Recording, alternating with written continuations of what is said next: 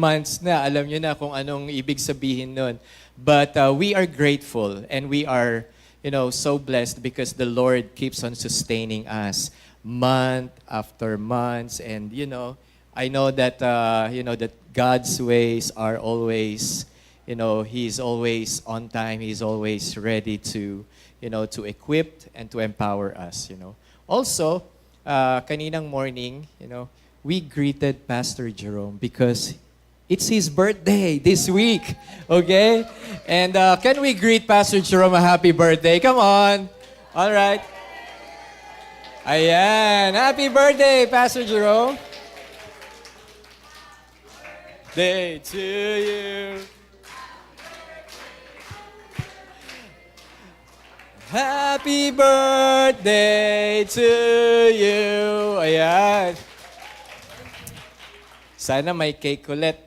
No?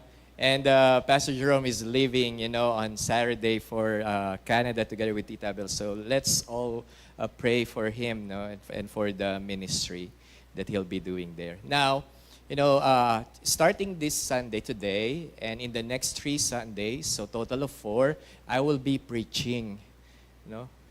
Parang di kayo masaya. Okay. And I will be, I have prepared a preaching series on faith. Kaya ang title po ng series na ito ay By Faith. Alright? Everybody say By Faith. So this By Faith series today, the title of the message is Because They Believed. We're going to talk about the men and women in Hebrews chapter 11. But today is just an introduction. We all know these men and these women whose faith inspires us, right? Na-inspire ba kayo sa mga stories ng mga Bible characters na nababasa natin? They are people whose faith was strengthened through trials, through adversities. And we don't just need another lesson about faith.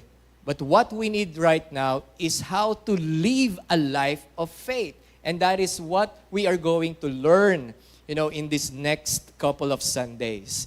As a follower of Jesus Christ, how important it is to live a life of faith. And that is exactly what Hebrews 11 is all about. More than any other chapter po sa Bible, it shows us what faith looks like in real life. Even under pressure, even in the middle of a battle in our lives. In this series, we are going to study these men and these women at madidiscover po natin that they are just an ordinary people. Wala po silang ibang statement sa buhay or any other, accomplishments and any designation or positions. They were just no ordinary men and women who faced real struggles and difficult challenges, and yet they chose to trust God.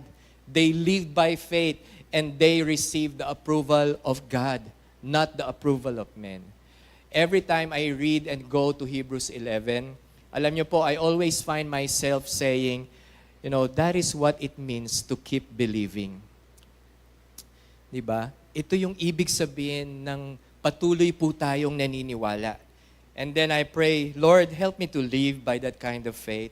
And I want to share and to start this message with a simple prayer the disciples had in Luke chapter 17 verse 5. Alam niyo po kung ano yung sinabi nila kay Jesus, Lord, increase our faith.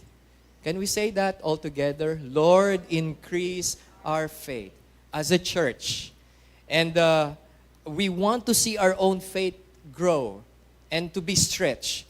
And alam natin na napakahalaga po nito. So why don't we all stand as we honor the Word of God? We are going to read in 3 different translations of Hebrews chapter 11 verses 1 and 2. Okay, lahat po tayo magbabasa. Let's all go ahead and read this first. Now faith is confidence in what we hope for and assurance about what we do not see. This is what the ancients were commended for. In New King James, now faith is the substance of things hoped for, the evidence of things not seen. For by it the elders obtained a good testimony.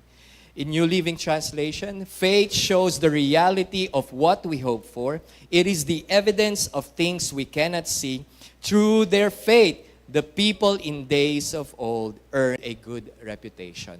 Let's just bow our heads and pray. Father God, salamat po, Lord, for this opportunity we could gather together as a spiritual family here in Jesus Flock. And I pray, Lord God, that you will open the eyes of our understanding so we may see you. Open even our spiritual ears, our eyes, so that we may see and hear what is in your heart. Panginoon, kumilos ka sa aming kalagitnaan. We need you more than anyone. We need you more than anything. Holy Spirit, saturate this place with your presence, and we may see your glory today, and we may be at peace right now as we sit down and as we continue, Lord God, to look at your word. Lord, we are going to see your heart at this very moment. As we talk about faith, may you stir our faith as well. In Jesus' name, amen and amen. You can take your seats. Now, let me first say this statement. You will never be disappointed if you will learn how to put your trust in God. Okay? You will never get disappointed in life if you're just going to put your trust in God. Last Sunday in our Momentum Conference, I spoke about this. Actually, yun na po yung parang introduction. I talk about the fall of the walls of Jericho. And I said that living a Christian life, it's all about by faith. Everything is by faith. And faith is never meant to be a one-time experience. Hindi yung the moment that you have come to know Jesus, that's already it. No. Day after day, we live a life of faith, di ba? Right? And the same faith that saves us is the same faith that we carry day after day in this journey here on earth until we get to heaven. No? That same kind of faith. And that is why the Bible says, the righteous shall live by faith in Habakkuk chapter 2. And we are told that the gospel reveals a righteousness that is by faith from first to last in Romans 1:17. Do you know why? Because the whole Christian life is a life of faith. We are saved by faith, we are kept by faith, we serve by faith, we love by faith, we obey by faith, we pray and worship by faith. Diba? We get married by faith, we have children by faith, you go on to missions, trip, a missions opportunity in another country by faith and by plane. Diba? Kasi you can never be there without taking the plane, right? But it all begins with faith. Amen? So, bakit or gaano kahalaga at kaimportante po ang pananampalataya? You know why? Because faith is the condition of justification. We have been justified through faith alone, right? In Romans 5. And by faith also, or through faith, we receive the gift of eternal life in John 6, verse 47. Ang pananampalataya rin po ay pagkakaroon ng access sa ating Diyos Ama. We have this access, to God. Because in Ephesians 3:12, in Him and through faith in Him, we may approach God with freedom and confidence. And not only that, by faith or through faith, it is the only way to please Him. No? Nothing else. And it's only the way to please God. And yung faith din po natin, siya din po ang nagbibigay ng victory. Victory to overcome the world in 1 John chapter 5 verse 4. And also, faith is the key to answered prayer. How many of you can say amen to that? Because of the faith that you have right now, you received answers to your prayer. And meron pang mga sagot na darating, right? Amen ba? All right. And now, not only that, the faith also is the title deed to all what God has promised. I'm going to explain this later about the title deed, no? And our God is a faithful God. Amen ba doon? He Himself is faithful. Nag-fail na ba ang Lord sa inyo? Hindi pa, di ba? Tayo madalas ang mag-fail. Tayo madalas ang hindi faithful. But God is always true and He is always faithful. And the Lord honors those who love and trust Him enough. But the question is very simple. What is faith And how does faith works? No? Paano ba kumikilos? Paano ba gumagana ang isang pananampalataya? Crucial po itong topic na ito because we often do not appreciate how precious is the life of faith. And in the entire Bible, there is no clearer instruction on faith than Hebrews chapter 11. Di ba? And most of us, we know that Hebrews 11 is a long list of people who put their trust in the Lord. At sasabihin na, napakahaba naman netong chapter na to, no? At puro pangalan. And if you have been to LA, particularly in Hollywood, if you will just walk on the streets, no, of Hollywood, there are like, they call it the Walk of Fame, where alam niyo po yung mga stars and then the names, the big names in the US, showbiz and movie industries are listed, were engraved on those stars. No? Kaya ang tawag doon, Walk of Fame. So kung may Walk of Fame sa Bible, ito yung Hebrews 11. Ang tawag naman or the commentary on Hebrews 11 is the Hall of Fame of Faith. No? So ito po yung listahan ng mga anak ng Diyos na nagtiwala po sa Kanya. So here we have a long list of Old Testament heroes and most of them introduced with the phrase, by faith. Sabihin po natin, by faith. So babasahin natin yung mga pangalan nila at lagi pong nag-uumpisa ito with the phrase, by faith. Beginning verse 4, by faith, Abel. By faith, Enoch. By faith, Noah. By faith, Abraham. By faith, Sarah. By faith, Isaac. By faith, Jacob. By faith, Joseph. By faith, Moses' parents. By faith, Moses. By faith, the people crossed the Red Sea. And verse 30, by faith, the walls of Jericho fell. And verse 31, by faith, Rahab the prostitute. So sila po yung mga napangalanan. Pero hindi lang pala sila. If we are going to go down, to the following verses in verse 32 to 35, and what more shall I say? I do not have time to tell about Gideon, about Barak, Samson, Jephthah, about David and Samuel and the prophets, who through faith conquered kingdoms, administered justice, and gained what was promised, who shut the mouths of lions, quenched the fury of the flames, and escaped the edge of the sword, whose weakness was turned to strength, and who became powerful in battle and routed foreign armies. Women, okay, hindi din sila napangalanan. Women received back their dead, raised to life again.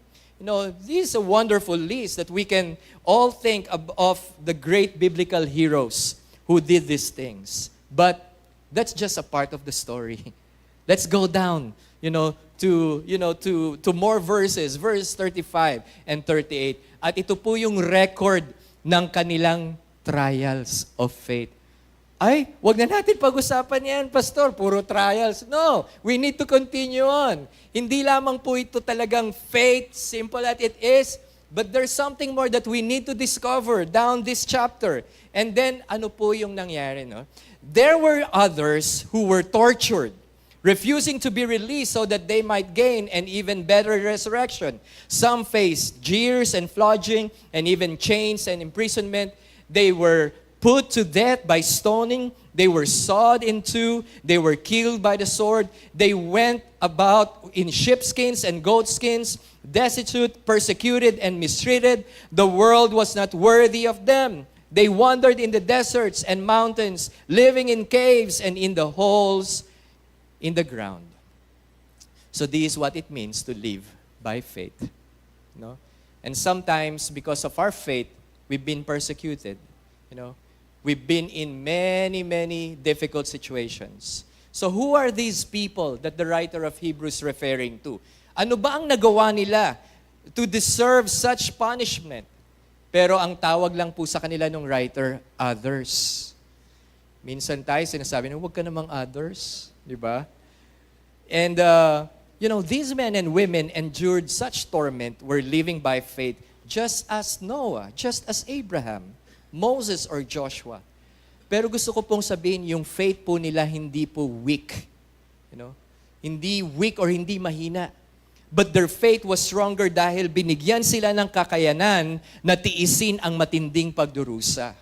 Okay? And in verse 39, this is the summary. Verse 39 gives us a summary statement of the whole list. Ano pong sabi ron ng writer? These were all commended for their faith. Sa Tagalog po, silang lahat ay pinuri dahil sa kanilang pananampalataya. May commendation. When we look at Enoch or Moses or probably with Joseph or David, pwede po natin or marahil sasabihin po natin, parang hindi ko po kaya yung kanilang ginawa. I can never do that. And deep down in our hearts, we have believed in a lie that we cannot do it, that this life of faith is only reserved to special few people in the church, na hindi tayo qualified to have our names added to the list of Hebrews 11. But actually, my brothers and sisters, that's the very reason why this chapter in the Bible, was written. So that we would know that these men and women, even though that they are just ordinary people, but they did extraordinary things because they simply put their trust in the Lord. Amen? So what is faith then? Ano ba ang pananampalataya? I know this is very basic, this is very foundational, but this is very important, right? I remember kanina I met my LifeNet group, and most of you here belong to a group.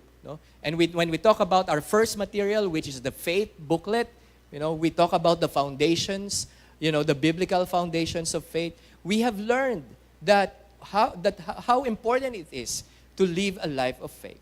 In verse 1 gives us a very concise definition of faith. Now, verse 1, now faith is confidence in what we hope for and assurance about what we do not see. Kanina binasa natin yung New King James. I personally prefer, just for today, and I seldomly use King James. I use NIV and NLT. But in King James, it's very the translation, the play of words is very beautiful. It's more visual. Sinabi doon, now faith is the substance. Everybody say substance. Of things hoped for and the evidence of things not seen. Ang faith daw po ay isang substance at isang evidence. Now, the word substance is an unusual word that refers to essential nature of things.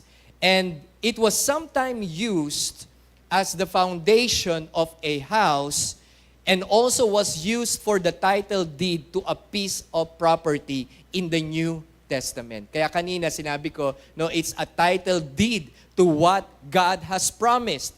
Ibig sabihin, meron kang katunayan na pag-aari mo ang property na ito. It's a substance, it's a title deed. Faith is the title deed to things in the future, to the things that you hope for, to the things that you are praying for. Right? And it is the confident assurance that what we hope for will someday come to pass. Ito po yung ating strong or matatag na paniniwala na ang ating inaasahan ay mangyayari balang araw sa pamamagitan po ng ating pagtitiwala sa ating Panginoon. Now, the word evidence refers to legal proof in a courtroom. Ito po yung prueba mismo, the evidence. Diba? Faith is a proof. Faith is proof that enables us to see things that cannot be seen by our natural eyes. Yung mga mata natin, I don't have the 20/20 vision anymore. And but sometimes when I look at things, it's blurry. I am nearsighted, and when I look at the screen monitor, it's already blurry for me. But when faith is activated in us, we can already see what the naked eyes cannot see. We see it in our spirit. We believe it already in our spirit that this thing that we are praying for, that this thing, the actual need right now that you have, is already coming, because of your faith. By faith, we see the invisible. At dinagdagan po ito ng writer kung gaano po kahalaga yung definition ng faith in verse 2. No? And it says there, this is what the ancients were commended for. In other translation, the elders or the people in days of old. The writer talks about the Old Testament saints like Noah, Moses, David, si Ruth, si Esther, si Daniel, and all the others who trusted in God. When Moses stood up for righteousness, katulad din ni David who fought Goliath, katulad din ng tatlong Hebrew, si Shadrach, Meshach, and Abednego, who refused to bow down. When Nehemiah started to build or rebuild the walls of Jerusalem, when Elijah stood and fight the prophet against the prophets of Baal, in all those moments, God looked down from heaven and said, "That's my boy. That's my girl. And they belong to me. These are my children and they all belong to me." And I believe God is also looking down at us right now. And He's telling you, you are my son. You are my children. Amen? And you belong to me. And because of your faith, because of our faith, yun po ang way na napiplease po natin ang Lord. And God loves it when His people put their trust in Him. And this is how God honors our faith. Alam niyo paano po mag-honor ang Lord? I-honor niya ang faith natin. Napakasimple lang po. Sinasabi po ng Lord, show me a little and I'll show you more. Show me even just a little faith and I will show you more. And that's why, di ba, si Jesus, when he talked about, faith, even our faith is just even as small as a mustard seed. You can say to this mulberry tree, be uprooted and it shall be planted, elsewhere. Even we can say to this mountain, be moved and it shall be moved. Now, let me just pause for a word of application. And, this is just an introduction and we're coming to the end part of this message. If you've already got everything, kung meron ka ng lahat, lahat ngayon sa buhay mo, yung wala ka na bang desire, wala ka nang pinapangarap, and if for you all the promises of God have already come true, and if you've reached a certain point of spiritual perfection already in your life, or if for you all the prayers have been answered already, na lahat ng mga mahal mo sa buhay mo ay na-saved na, naging born-again Christians na, they're all serving God already, and if for you, there's no lack anymore in any area that you can see, now let me say something. You don't need faith. You don't need faith already. Because you're living in heaven, you don't just realize it. As long as we're here on earth, we will always walk and we will always, make it sure that we live by faith and not by sight. And, living a life as a Christian is a life walking by faith. Amen? If satisfied ka na sa current condition ng buhay mo ngayon, then you can skip this sermon because it doesn't apply to you anymore. But to those, listen to me, but to those who are dealing with a serious issues of life right now, I want to declare this for you in Psalm 125 verse 1. Those who trust in the Lord are like Mount Zion, which cannot be shaken, but endures forever. Do you put your trust in the Lord? If you put your trust in the Lord, your faith will never be shaken. If you put your trust in any man, in anything, it can be shaken. Because the only thing that cannot be shaken is the Word of God. Right? The only thing that can remain here on earth is the Word of God.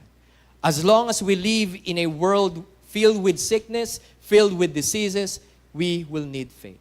As long as marriages break up and children suffer, and as long as the violence in the world continues, we will need faith. As long as our government, disappoint us, and as long as there's hatred, there's injustice, there's disappointments, there's all manner of evil in the world, we will need faith.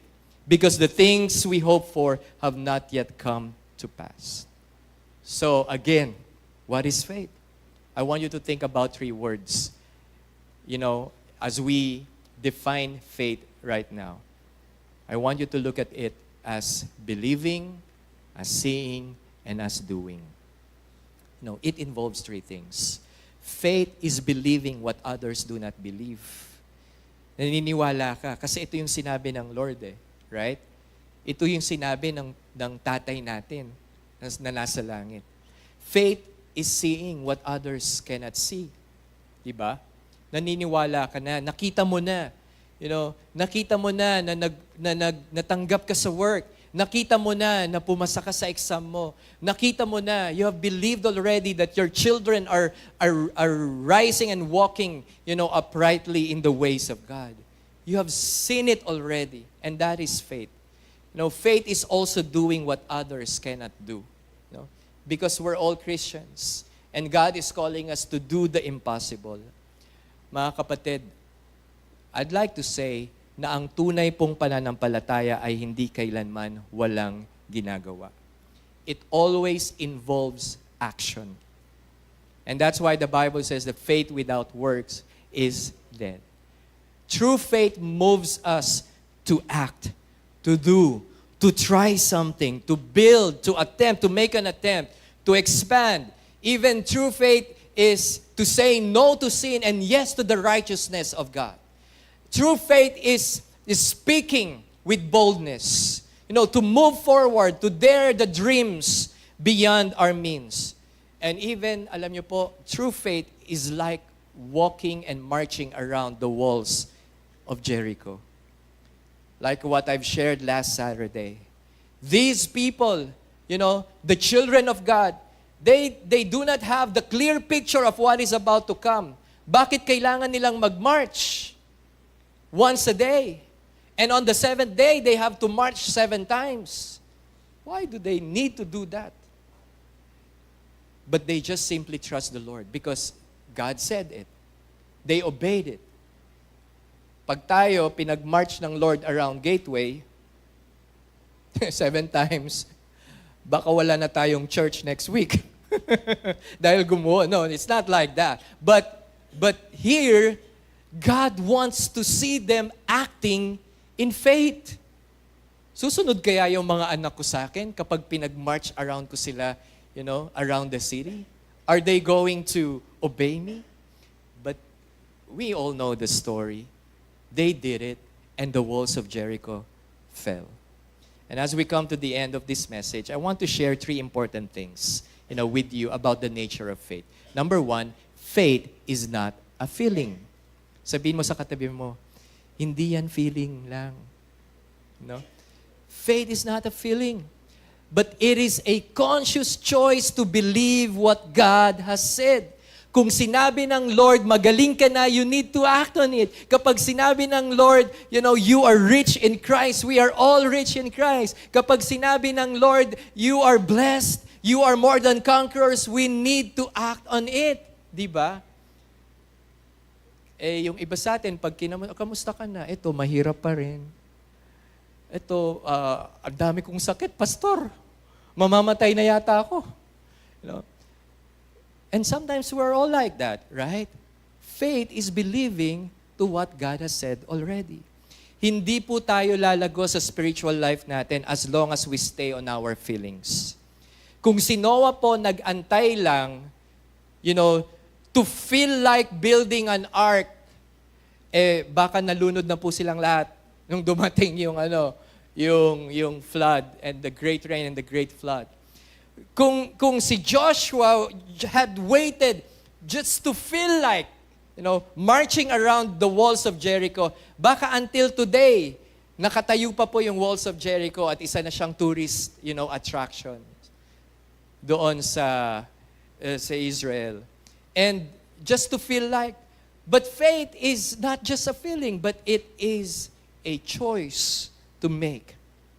It is a choice to believe to what God has already said. Feelings are important. I'm not saying that feelings are bad. We cannot separate, of course, our feelings sa atin, no? But they are not the basis of true faith. When you are in the hospital, waiting in the lobby or in the waiting room, and if your loved one is in the surgery room, being operated, alam niyo po, dalawa ang feelings na meron tayo. We may feel positive or we may feel not so positive. And in that moment, you must consciously choose to believe that God is He who said He is. And that He will do whatever He said He would do. Ba? Because faith always chooses. Then acts. And then the feelings will follow. When you are already at peace because God has already said it, the feelings will follow. Alam niyo po yung shinare, the story that I've shared last Saturday, beginning verse 1 of Joshua chapter 6, sinabi na kasi ng Lord, I have delivered them to you. Past tense. And then here comes the story. They realized and they already believed that God has delivered Jericho, for His people. So faith is not just a feeling. Amen? And also, faith acts even in the face of doubt and opposition. Human nature, in our human nature, we fall to doubts, to worries, to anxieties. And alam niyo po, kumikilos ang pananampalataya kahit sa harap ng pag-aalinlangan. And if we are going to wait until all the circumstances are in our favor, we would probably wait forever. Si David, hindi niya inantay na si Goliath maging mahina or mabulag para ma-hit niya sa head, no? Hindi niya inantay yun. He didn't wait for it to happen, but he just went to the valleys and challenged Goliath in a fight. And he trusted God and walked down, in the valley to face this giant. If we are going to wait for our doubts to disappear, my brothers and sisters, we will have to wait for a very long time. Kung aantayin po natin yang mawala. Kasi mahirap po yang mawala. And I mentioned last week that, faith is belief plus unbelief, then acting on the belief part. Okay? Yes, meron kang pananalig, pero at the same time, mako-close ko kaya yung deal, Lord? Makakapasa kaya ako sa exam? Yesterday, the whole day, we were at UP Diliman. We accompanied our daughter. She took the UPCAT, exam. And the question that I have and my wife had is, makapasa kaya si Kim? But it's by faith, At least we tried. At least she tried it, right? But we are believing that she will pass the exam, And faith is acting on the belief part, even though that there's doubt.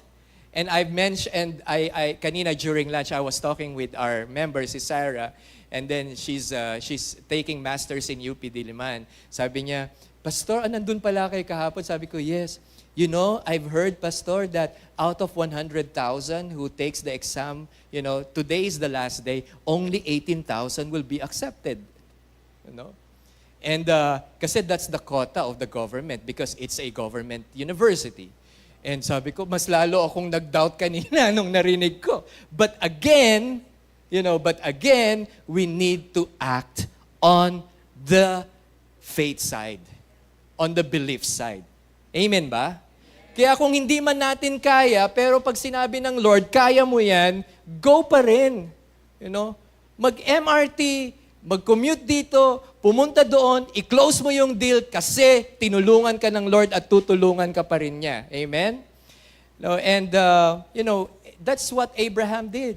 He just walked and walked and walked and he don't know where to go. He don't know any other people, but he just continued on the journey.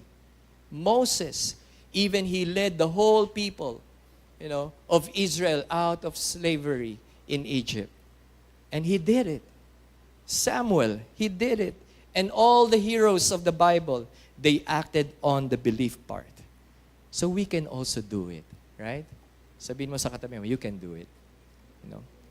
And lastly, faith. Faith sees what others do not see. Diba? Nakita natin yan, kahit yung iba, they also doubt it. I imagine that every person would watch and hear this sermon in YouTube this week has a few very deep and personal questions. By the way, if you want to go back to our preachings, you go to our church channel in YouTube, all the sermons are there. You can go back and be refreshed and be empowered again and again. Okay? Now, gusto nating malaman kung bakit nangyayari ang mga bagay-bagay sa ganoong paraan. But by faith, we see things that are invisible to others. And by faith, we believe in advance those things that right now makes no sense.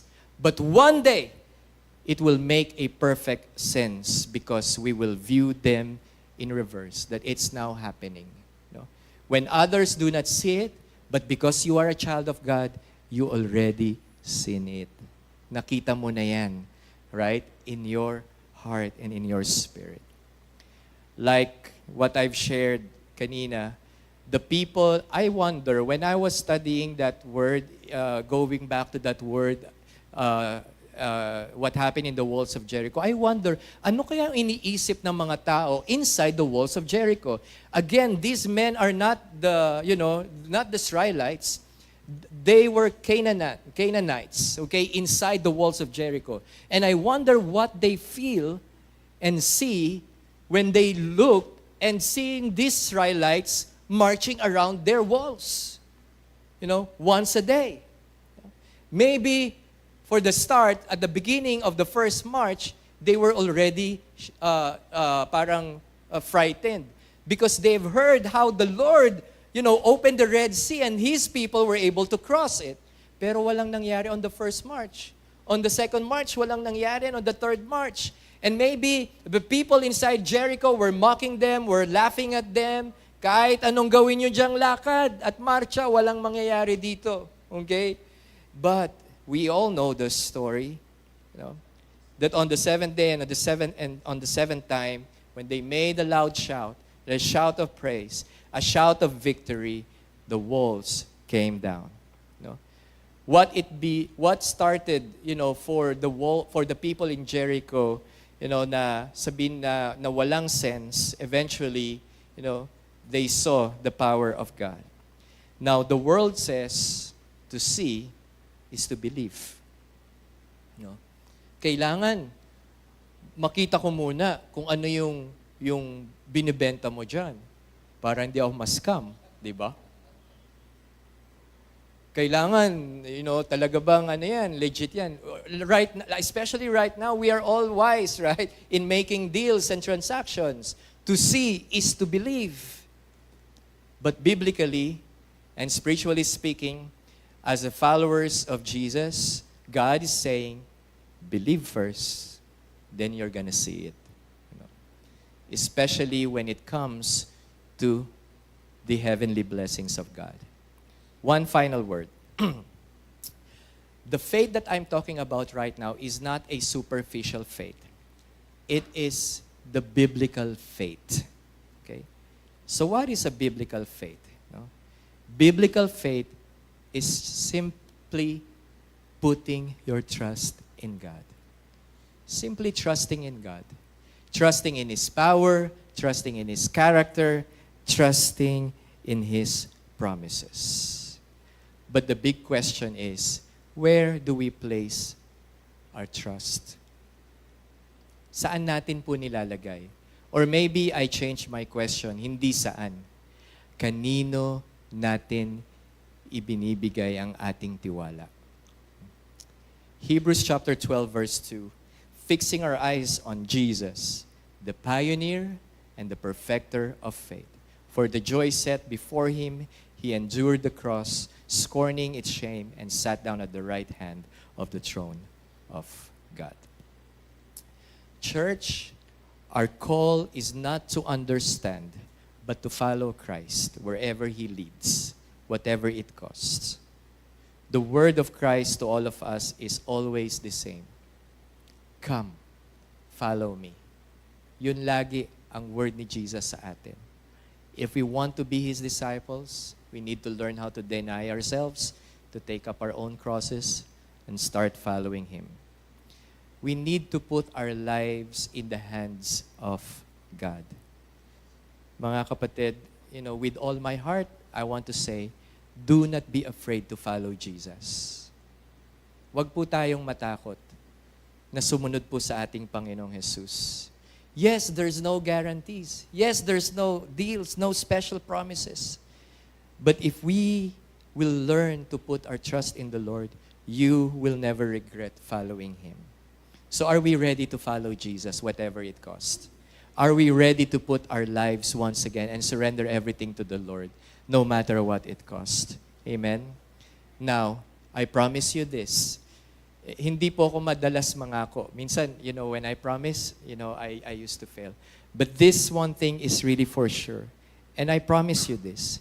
If you decide to follow Jesus, He will ask you to do the impossible, and then He will help you to do it. That's for sure. God will ask you to do the impossible thing. Alam niyo kung bakit tayo inaas ng Lord gawin yung mga imposibleng bagay? Kasi, hindi niya tayo i-ask na gawin ito, of this thing, something that is, beyond your capacity, and you will not need Him anymore. The reason why God is asking us to do the impossible, because we will learn to put our confidence in Him. That's the time that we will begin to put our faith, our strength, our hope, and our dreams, knowing that it's not about us anymore. It's about the Lord. So our part is very simple. Take the step of faith. Believe and you will see. And, you don't have to see the whole blueprint. You don't have to see the next plan. You just need to take that step of faith. And God will do the rest. Now, I want to invite the team, but let me just, say something more. Every blessing in the kingdom of God is available to those who put their faith to work, moment by moment, day after day, one step at a time. Sabi ron kanina, in the scripture, by faith, sino yung mga nabasa natin? By faith, Noah. By faith, Abraham. By faith, Moses. And I wonder if other names could be added to that list. By faith, Marizon. By faith, Tricia. By faith, Eugene. By faith, Sheena. By faith, Kit. By faith, Anna. By faith, Michael. I wonder if our names can be added to the list of men and women who lived by faith.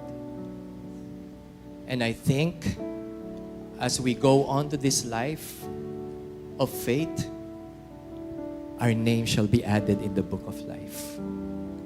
And next Sunday, we are going to talk about one person that was mentioned in Hebrews 11. Her name is Sarah. We're going to talk about the blessing of a believing spouse. And other names. Kasi most of the times we already know about what happened to Abraham, to David. Why not talk about those people who were, mentioned na hindi natin masyadong nadaraanan. Like the faith of Gideon. May faith pala si Gideon.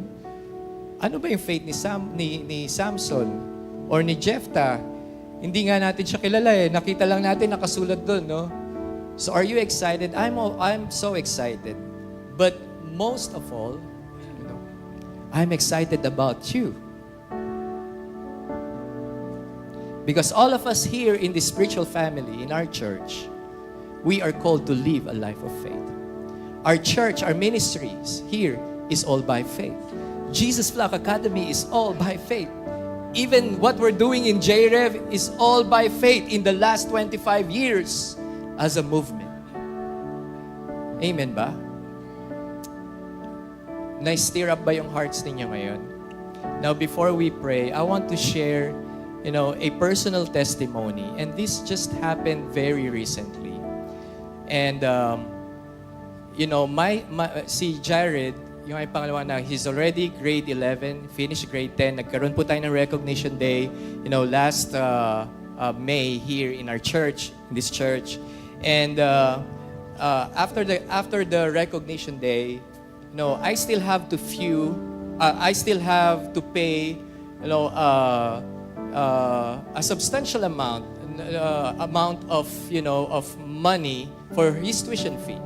And after the recognition, I've received a blessing, and then that blessing is actually designated for the tuition fee, of my son. And sabi ko, Lord, praise the Lord, nakatapos na kami, ngayon. And then, but, Lord, mag-enrollment naman na ulit. And I know the struggle, and most of our parents here, alam nyo naman po yung burden at yung struggle, no? Lalo na pagdating ng months of June and July, the enrollment season. Doon po sa mga magulang narito na tapos na po na makapagpaaral ng inyong mga anak, ngayon po pinagdadaanan namin yung inyo pong na-experience. Si Ate Arcel, tuwan-tuwa. Tapos ka na dyan, no? Okay.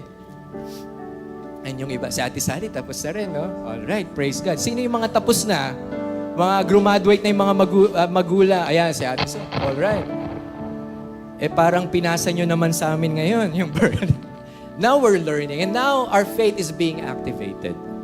And sabi ko sa Lord, because our daughter, our children, our son and daughter, they've been studying, they've been in school for the last 12 years. And Lord, ano ba yung feeling na makabayad kagad ng tuition fee in full? How does it feel? And when I paid the remaining balance, I told Sir Kenneth, who's our accountant in JFA, and Ma'am Anika, who's our principal, I made a declaration, actually.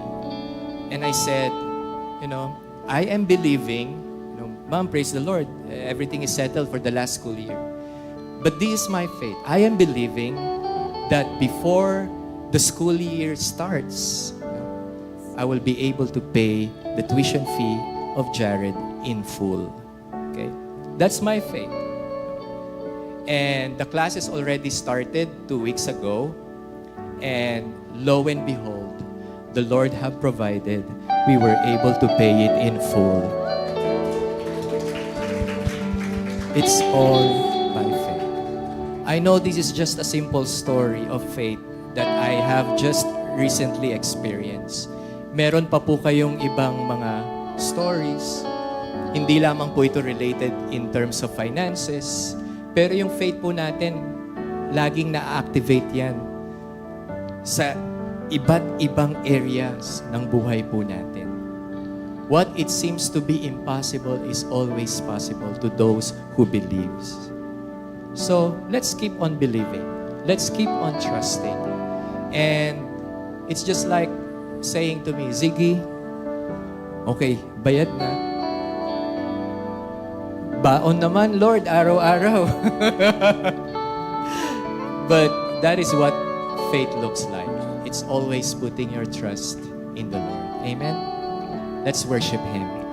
And I requested this song so that it can steer our hearts to trust in the Lord more and more.